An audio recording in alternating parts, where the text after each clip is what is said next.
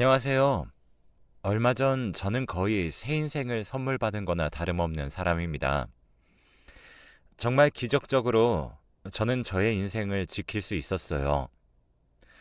지금 생각해도 아찔하고 두 번 다시는 경험하고 싶지 않은 끔찍한 기억으로 자리를 잡고 있을 만큼 큰 사건이었습니다.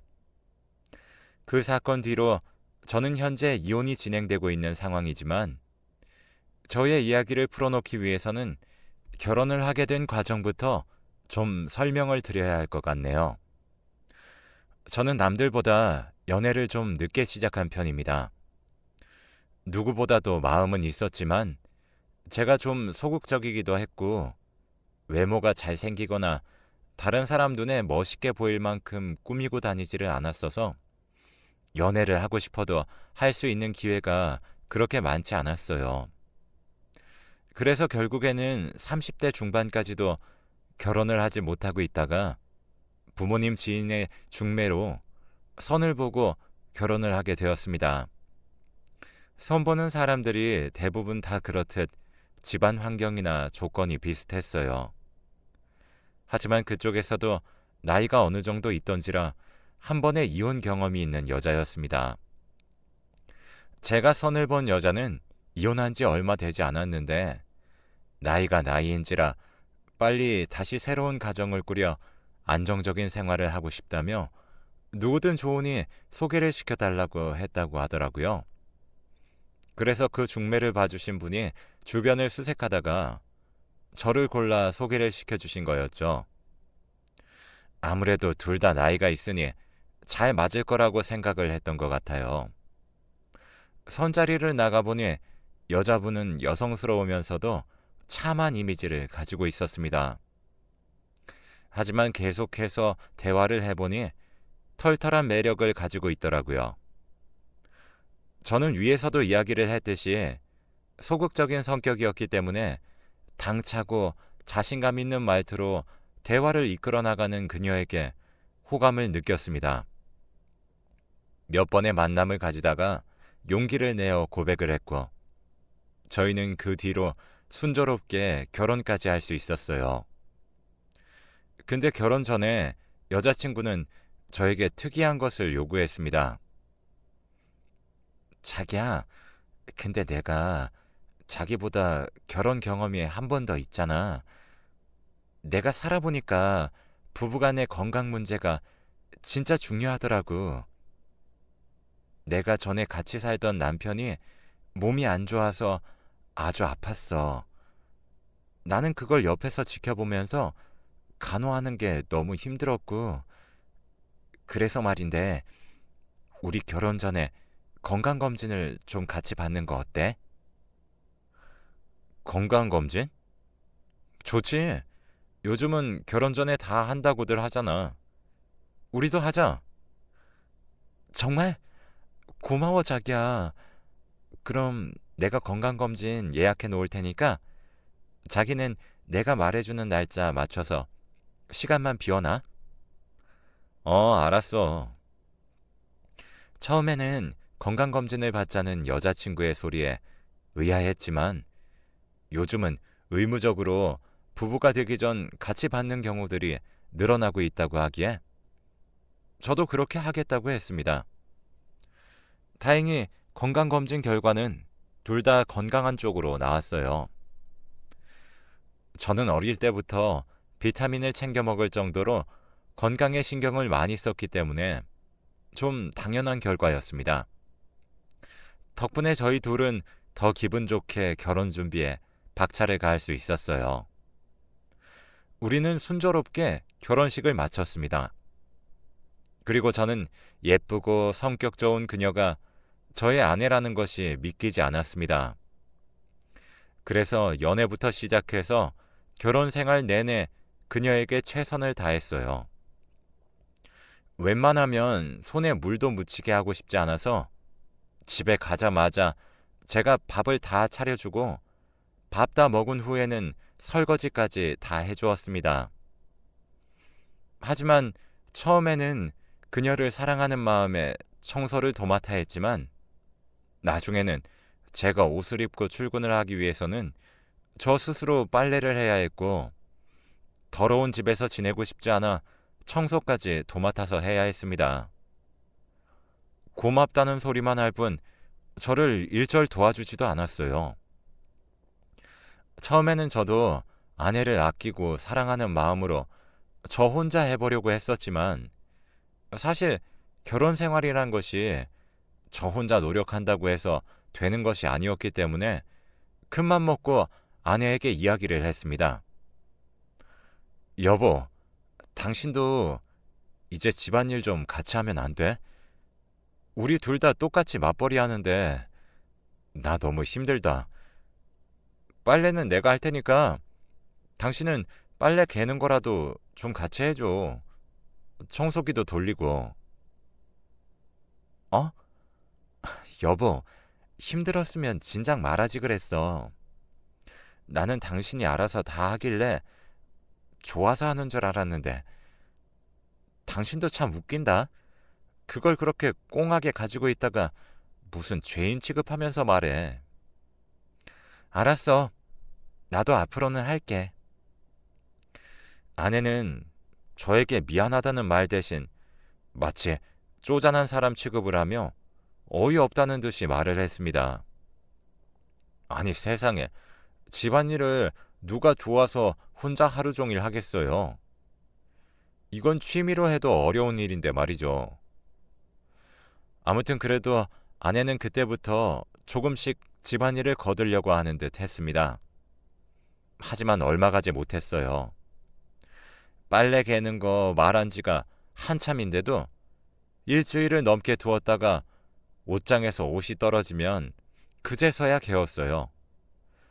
저도 처음에는 제가 해볼까 했지만 고쳐지지 않는 아내의 행동으로 인해 아내가 스스로 할 때까지 두었습니다.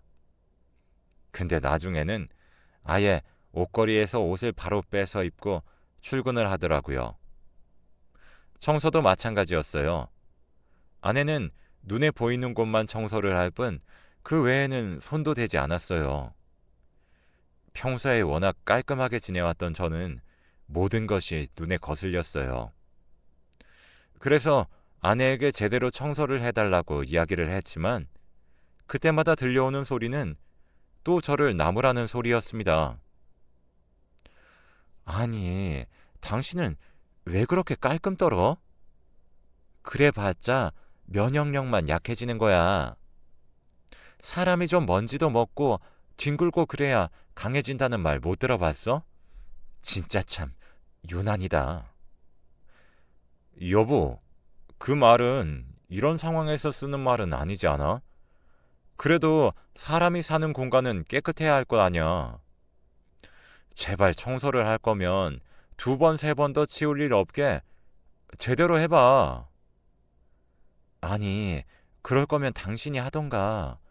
내가 언제 당신이 청소하고 빨래해 놓은 거 보면서 잔소리 한 적이 있어? 왜 이렇게 사람이 속이 좁아? 그냥 살아. 아내와 저는 청소나 집안일의 문제로 정말 많이 싸웠습니다. 하지만 결국 아내는 고쳐지지 않았습니다. 결국 다시 제자리로 돌아올 뿐이었어요.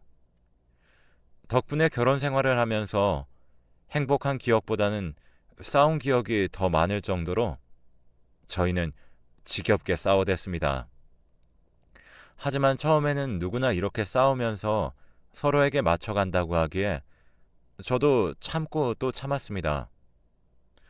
저는 결혼 생활 역시 처음이었기에 모두가 다 이렇게 고생하며 맞춰가는 줄만 알았어요.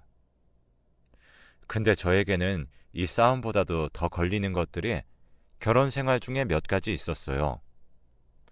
아내는 저에게 끊임없이 건강 관리를 요구했습니다. 요리는 잘 못하는 사람이었기 때문에 밖에서 보양식을 자주 사와 저를 먹였고 건강식품이라든지 몸에 좋다는 것은 다 먹였어요. 게다가 아내는 그걸로 끝내지 않고 새벽마다 저를 깨워 운동을 시켰습니다. 그리고는 제가 조금이라도 감기에 걸리거나 몸이 아픈 것 같으면 심하게 핀잔을 주었어요. 여보, 그러니까 내가 건강관리 잘하라고 했지? 내가 주는 비타민 잘 먹고 새벽에 운동하는 것만 꾸준히 해도 안 걸릴 감기를 왜 그렇게 안 해서 걔도 안 걸리는 걸 걸리고 난리야. 아, 당신은 남편이 아픈데 그렇게까지밖에 말 못하겠어? 나 당신이 주는 거 꾸준히 먹고 운동도 열심히 했잖아.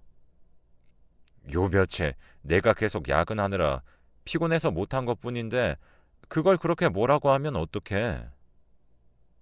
아, 몰라. 빨리 병원 가. 병원 가서 주사 맞고 필요하면 링거도 맞고 오란 말이야. 여기에서 더 심해지면 어떡할 거야? 걱정하지 마. 한숨 자고 나면 나아. 아직 감기니까 그렇게까지 안 해도 돼. 제발 좀 조용히 해줘. 나 좀 쉴게.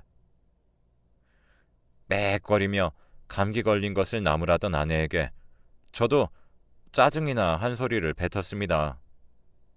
아내는 한참을 째려보더니 문을 쾅 닫고는 나가버렸어요. 저는 순간 아내에게 큰 서운함을 느껴야 했습니다.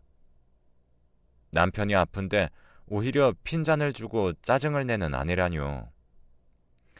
아내의 태도는 제가 아픈 것이 안타까운 마음이 아닌 뭔가 일이 틀어질까 화가 나고 불안한 듯한 모습이었어요. 꼭 제가 조금이라도 몸이 좀 안 좋다고 하면 불안한 기색을 보였었거든요. 저는 이런 부분들이 좀 찜찜했습니다. 하지만 그래도 저를 남편으로서 많이 아끼고 사랑하기 때문이라는 것으로 결론을 내리곤 했었어요. 그리고 또 이 이상한 결혼 생활을 더 이어나갈 수 있었던 건 장모님의 역할이 컸습니다. 장모님은 처음부터 저를 많이 아껴주셨어요. 결혼식을 하기 전부터 금이야 오기야 저를 바라보시면서 정말 백년 손님 대하듯 잘해주셨죠. 저희 집에도 일주일에 한 번씩은 오셔서 집안일도 해주시고 또 집안일을 제대로 해놓지 않은 아내를 보며 저 대신에 핀잔을 주기도 하셨어요. 하지만 그것만으로 장모님이 좋은 건 아니었습니다.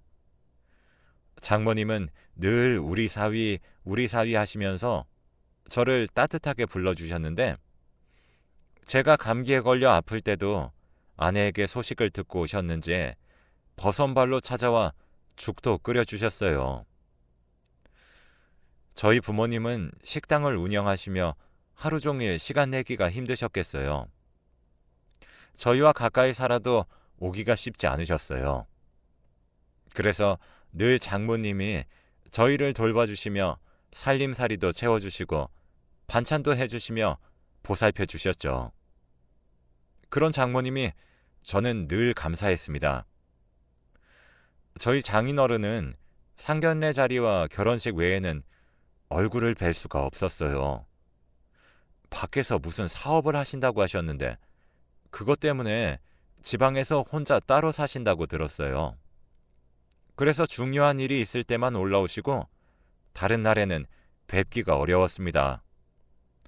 장모님은 그것 때문에 집에 혼자 있는 게 더 적적하셨는지 저희 집에 자주 오셨어요. 원래는 아내와 같이 살았지만 아내가 결혼을 하면서 출가를 하게 되어 그때부터 쭉 혼자 지내셨거든요. 그런 장모님의 모습이 안쓰럽기도 해서 저도 더 잘해드리고 있습니다. 외식도 한 번씩 하고 주말에는 같이 외출해서 바람도 쐬게 해드리고 쇼핑도 하는 등 아들처럼 챙겨드렸어요. 그런 저의 마음을 알아주신 장모님도 본인의 딸보다도 저를 더 많이 아껴주셨죠. 그런 장모님이 계셨기에 저는 아내와의 결혼 생활을 더 이어갈 수 있었습니다. 1년도 채 안 되는 결혼 생활을 유지하면서 저는 점점 아내의 생활 방식에 적응을 하고 있었고 그 덕에 싸움도 좀 줄어들게 되었어요. 물론 그 사이에는 장모님의 중재가 컸습니다. 하루는 제가 청소를 하고 있는데 소파에 누워 과자를 먹고 있던 아내가 바닥에다가 부스러기를 한가득 흘려놓았어요. 그래서 제가 한 소리를 했습니다. 여보, 음식 흘리니까 제발 앉아서 제대로 먹을 수 없어? 나는 청소하고 있는데 거기에서 계속 일거리를 얹어주면 어떡해? 아, 진짜. 당신이야말로 청소 좀 이따 하면 안 돼? 청소기 소리 때문에 TV 소리가 잘 안 들린단 말이야. 뭐? 평소에 청소도 한 번 안 하는 사람이 할 소리는 아니잖아? 내가 언제 안 했어? 내가 해도 당신이 마음에 안 든다고 다시 하니까 할 필요를 못 느껴서 냅뒀을 뿐이야. 난 했다고. 할 거면 내가 다시 할 일 없게 제대로 하던가. 청소 문제로 한창 또 싸우고 있던 와중에 냉장고에 반찬을 채워주러 장모님께서 갑작스럽게 집으로 방문을 하셨습니다. 아니, 너네 무슨 일이야? 왜 그렇게 싸워? 싸우는 소리가 밖에까지 다 들린다. 동네 사람들 다 듣게 생겼다. 아, 엄마. 장서방 좀 어떻게 해봐. 진짜 잔소리 대장이야. 아주 엄마보다 더해. 아내는 그대로 장모님에게 거의 저를 이르는 것처럼 이야기를 했습니다. 근데 장모님은 역시나 저의 편을 들어주셨어요. 이 녀석이 네가 뭔가 잘못했겠지. 장서방이 어디 이유 없이 그럴 사람이니? 장서방 손에 청소기 들려있는 거 보니까 너 또 청소 안 했지? 얼른 소파에서 안 일어나? 지금부터 네가 청소기 돌려. 얼른! 장서방은 얼른 청소기 넘겨줘. 저게 아주 집에서 하던 버릇 그대로 여기서 하고 있어. 너 이제 주부야. 살림을 맡았으면 제대로 해야 할 거 아니야. 얼른 청소해. 장서방은 나 따라와서 반찬 맛 좀 봐. 우리 장서방 좋아하는 거 잔뜩 해왔으니까. 저의 편을 들어주시는 장모님으로 인해 아내는 찍소리도 못하고 청소기를 돌렸습니다. 저는 덕분에 편하게 주방에서 장모님께서 해주신 반찬들을 맛보며 기분을 풀었어요. 그런 장모님이 계셨기에 저는 결혼 생활을 만족하며 이어갈 수 있었습니다. 날이 갈수록 장모님에 대한 신뢰와 애틋함이 커져가던 도중 한 가지 일이 장모님께 닥치게 되었고 그 일로 인해 제 마음도 찢어질 듯 아픈 경험을 해야 했습니다. 장모님은 여느 때처럼 또 집에 오셔서 집안 청소를 도와주고 계셨어요. 근데 갑자기 청소를 하시다 말고 눈물을 떨구고 계셨어요. 저는 그 모습에 깜짝 놀라 장모님께 얼른 여쭤봤습니다. 장모님, 무슨 일이세요? 왜 우시는 거예요? 무슨 일 있으세요? 아, 아니야, 장서방. 아무것도 아니야. 아니긴요. 왜 우시는 거예요? 얼른 말씀해 보세요. 그게 말이야. 남편이, 그러니까 장서방 네 장인어른이 말이야. 원래 몸이 좀 안 좋기는 했는데 최근에 간이 좀 안 좋아졌다고 하더라고. 근데 상태가 생각보다도 심각한가 봐. 간을 이식해야 한다는데. 아이고, 우리 남편 어쩌지? 우리 애 아빠 어떡해, 장서방? 장모님, 일단 진정하세요. 간이식 기증자는 알아보신 거예요? 일단 장기 기증 기관에 등록은 해놨는데 이건 순서가 언제 올지 모른다고 하더라고. 그래서 가족 중에서 먼저 알아보는 게 일반적이라고는 하는데 사실 나는 무서워, 장서방. 나는 나이가 너무 많기도 하고 건강이 안 좋아서 의사 말로는 내 간을 이식하기는 어려울 거라고 하더라고. 그럼 우리 딸밖에 없는데 딸도 검사 받아보니 조건이 안 되는데. 장모님의 말씀에 저는 한참 고민을 해야 했습니다. 차마 저도 사람인지라 말이 떨어지지 않더라고요. 가족 외에 다른 공여자를 찾아볼 수 있는 방법이 있는 거라면 제가 그 공여자 조건에 적합할 수도 있는 부분이었기 때문에 제가 검사를 받아볼 수도 있는 거였어요.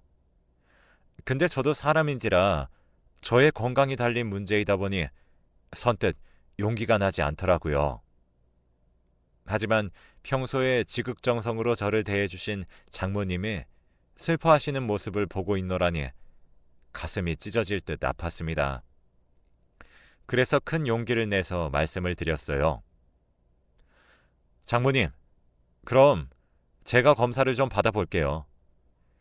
가족 외에 다른 공여자의 간을 받을 수 있는 거라면 제 조건도 맞을 수 있는 거잖아요. 그러니까 제가 검사를 받아볼게요. 혹시 모르잖아요. 뭐? 아니, 장서방이 왜 그런 수고를 해? 괜찮아요, 장모님. 장인어른이면 장모님같이 제 부모님이시잖아요. 비록 자주 찾아뵙지 못하고 효도를 잘 못해서 죄송하긴 하지만 만약에 조건이 잘 맞아서 제 간을 드릴 수 있으면 그걸로 평생 효도한 걸로 생각하면 안 될까요? 고맙네. 고마워, 장서방. 내가 이기적이지? 이러려고 말 꺼낸 건 아니었는데 자네에게 면목이 없어. 미안하네. 아니에요. 장모님, 내일 당장 검사 받으러 가요. 장인어른은 입원하신 거죠? 안 그래도 사실 지금 병원에 있어. 너희들 걱정할까봐 내가 말은 안 했는데 내일 같이 가보자. 장모님은 처음에는 저를 말리시다가 제가 꼭 검사를 받고 싶다고 하니까 수락을 해주셨어요. 그래서 바로 다음날 저는 직장에 연차까지 내가며 병원으로 갔습니다. 제 간이 장인어른의 간과 잘 맞는지 검사를 진행했고 다행히도 결과는 적합하다는 판정이 나왔습니다. 기적 같은 일이었죠. 병원에 가자마자 인사를 드린 장인어른의 상태는 많이 안 좋아 보였습니다. 황달에 피부는 완전히 검게 그을린 듯이 변해 거의 사람의 모습이 아닌 것처럼 보였죠. 그래서 장인어른의 상태가 심각하다는 것을 알 수 있었고 저는 그 모습을 보며 더더욱 제가 공여자가 되기를 간절히 바랬습니다. 그래서 하루빨리 수술을 진행하기 위해서 저는 입원 수속을 밟았어요. 아내도 그때는 저에게 정말 고맙다며 눈물을 흘리며 이야기를 했죠. 여보, 정말 고마워.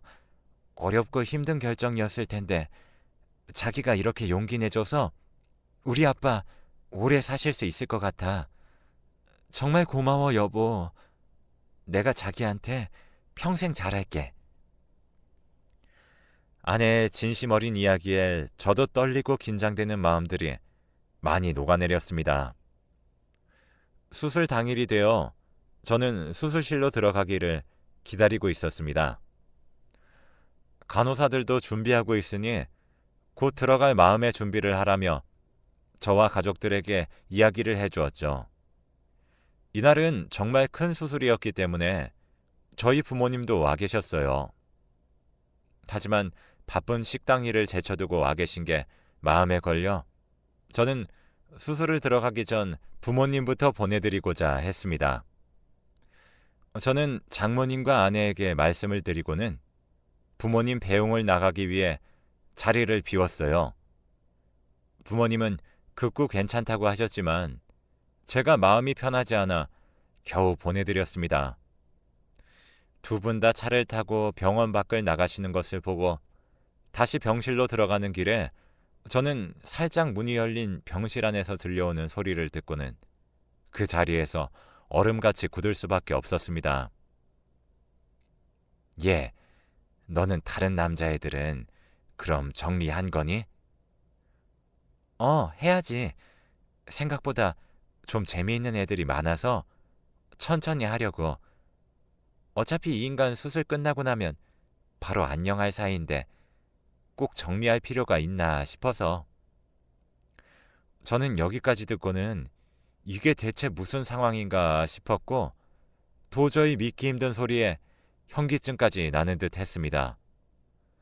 하지만 곧 정신을 차리고 얼른 둘의 대화 내용을 녹음했습니다.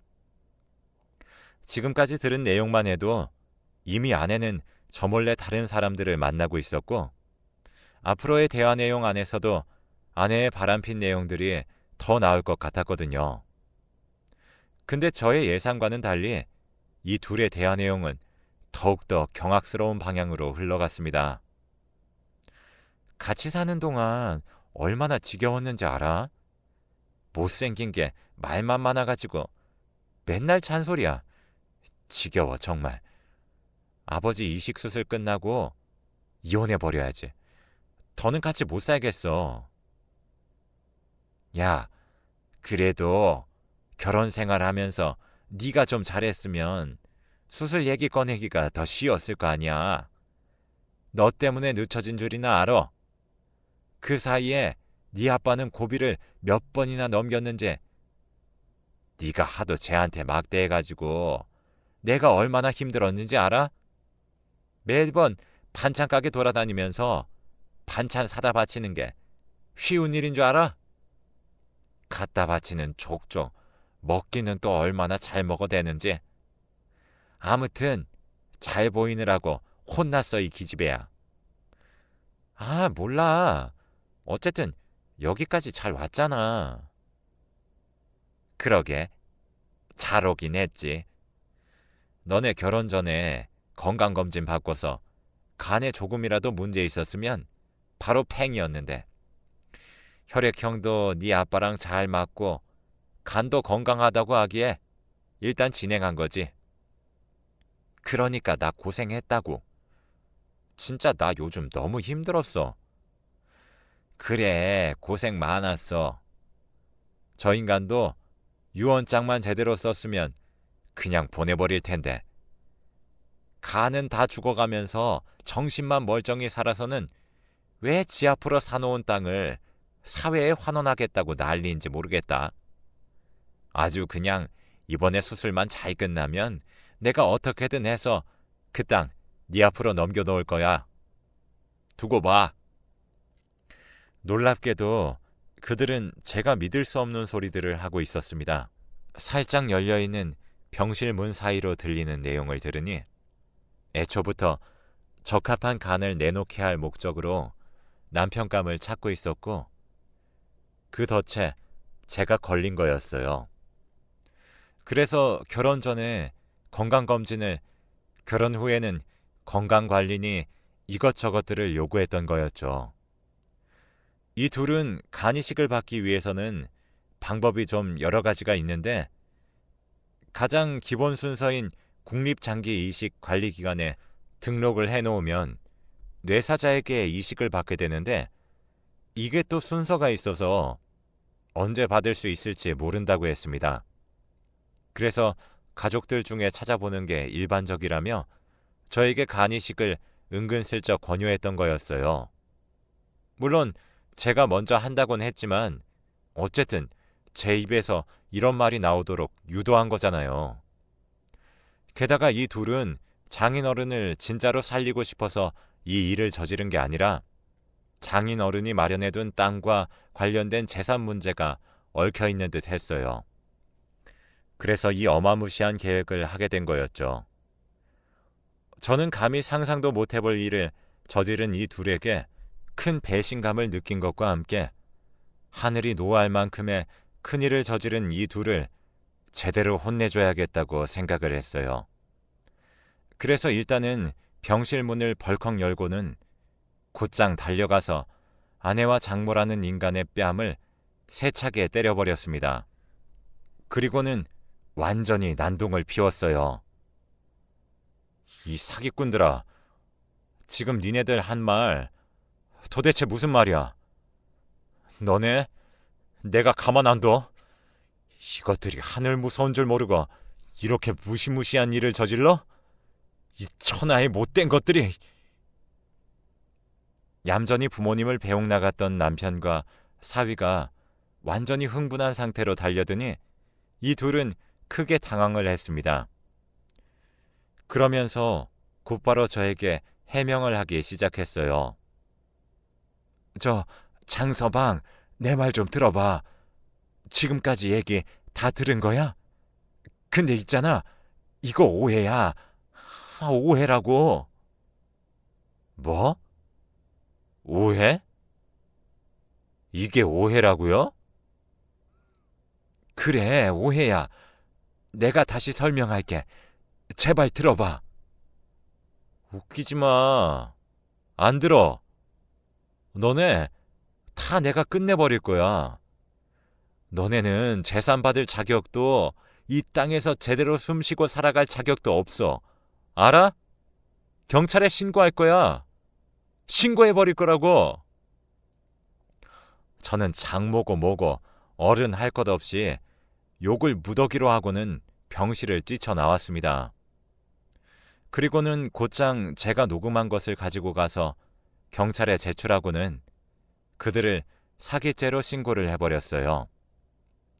병실 밖에서 녹음을 해서 그들의 추악한 얘기들이 아주 작게 들려 증거가 될지 염려됐지만 요즘은 기술이 좋아져서 그 작은 소리도 살릴 수 있다고 했어요. 그래서 저는 민간업체에 맡겨 완벽하게 녹음본을 만들어 경찰에 증거로 제출할 수 있었습니다. 내용 안에 증거가 다 들어있었기 때문에 제 신고는 정상적으로 접수가 되었습니다. 그 뒤로 저는 이혼 소송까지도 같이 준비를 했어요.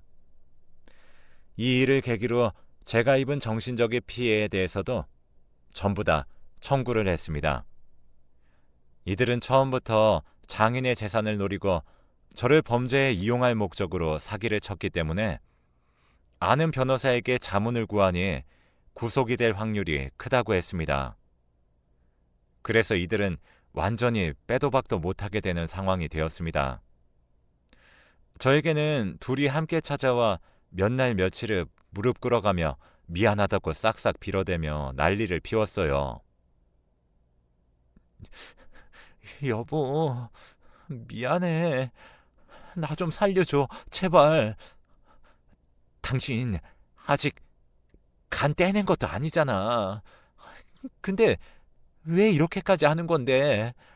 다신 안 그럴게. 당신 눈앞에도 안 나타날게. 돈도 달라는 대로 다 줄 테니까 제발 합의만 해줘. 장서방, 미안하네. 정말 미안해. 내가 늙어서 노망이 나서 그랬네. 내가 잘못이야. 내가 왜? 너넨 둘 다 쓰레기야. 나쁜 것들이라고. 너네 같은 것들이 사회에 있으면 공기만 더러워질 뿐이야. 그냥 감방 들어가서 제발 새 사람 돼서 나와. 이 둘은 저의 바짓가랑이를 잡아끌며 애원을 했지만 저는 받아주지 않았어요. 끝까지 합의를 해주지 않았습니다. 그래서 현재는 제가 예상한 대로 재판이 진행되고 있어요. 이 두 모녀의 만행을 모르는 장인어른은 아무 잘못이 없다는 생각이 들어 장인어른의 재산을 노리고 파렴치한 짓을 했다는 걸 전부 다 말해주었습니다. 그랬더니 장인어른은 노발대발하며 변호사를 불러 장모님과의 이혼을 준비하셨어요. 알고 보니 아내와 장모의 계획은 치밀했습니다. 그리고 제가 전혀 알지 못했던 충격적인 사실을 알게 되었어요. 그건 바로 장인어른과 아내는 남남이나 다름없었습니다. 5년 전에 장모가 장인어른과 재혼을 해서 가족이 되었다고 했어요. 장인은 일찍 부인이 죽고 아들마저도 10년 전에 교통사고로 세상을 떠나는 바람에 외롭게 이 세상을 살아가고 있었는데 그때 만난 사람이 장모라고 했어요. 그런데 장인이 간암투병을 하면서 일부 재산만을 남겨놓고 모든 재산을 사회에 환원하겠다고 말을 하고부터 변하기 시작했다고 했습니다. 재산을 일일이 확인해가며 딸의 앞으로 재산을 돌려놓으라고 울며 불며 설득을 했다고 하더군요. 하지만 장인은 눈 하나 깜빡 안 하고 그들의 설득을 거부했다고 했습니다. 내가 오래 살면 모를까 일찍 죽는 마당에 공헌이라도 하고 죽고 싶다고 말했다고 하더군요. 그래서 아내와 장모는 어떻게든 장인을 살리려 온갖 방법을 썼고 그 타켓이 저였던 것입니다. 나중에 생각해보니 이상한 부분도 있었던 것 같아요. 처음에 아내를 소개시켜준 분이 제 혈액형과 건강 유무를 먼저 물어봤거든요. 아마도 이들은 소개해준 부모님 지인에게도 이 부분을 가장 먼저 고려했던 거였습니다. 놀랍게도 장인어른은 동네에서도 소문난 땅 부자였거든요. 그리고 이 둘의 재판이 진행되는 동안 기적적으로 장인어른에게 뇌사자 공여자가 배정됐습니다. 지금은 장인어른은 아직 회복이 되고 있는 상황이라 제가 계속 보살펴드리고 있습니다. 그리고 이혼과 재판도 아직 현재 진행 중인데 조만간 결판이 날 것 같아요. 하루빨리 일들이 다 정리가 되길 기다리고 있습니다. 저희 부모님께도 이 상황을 다 말씀드렸더니 깜짝 놀라시며 처음에는 많이 힘들어 하셨습니다. 하지만 장인어른과 이야기를 전부 말씀드리고 나니 그제서야 좀 진정이 되신 듯 했습니다. 그리고는 천만다행이라고 하셨어요. 간을 빼앗기기 직전에 알게 된 모든 상황이 기적이라고 하셨죠. 저도 하늘이 도왔다고 생각합니다. 그렇지 않고서야 타이밍들이 그렇게 나올 수가 없거든요. 저는 아픈 돌싱이 되었지만 결혼 생활도 지옥 같았기 때문에 오히려 지금이 다행이라고 생각을 하고 있어요. 다시 혼자가 된 저의 삶을 앞으로 잘 살아가야겠죠. 여러분도 저와 같이 각자의 인생을 잘 살아가기를 바라봅니다. 지금까지 어려운 저의 사연을 들어주셔서 정말 감사해요. 힘든 과정을 보내고 있는 저에게 많은 응원 부탁드립니다. 감사합니다.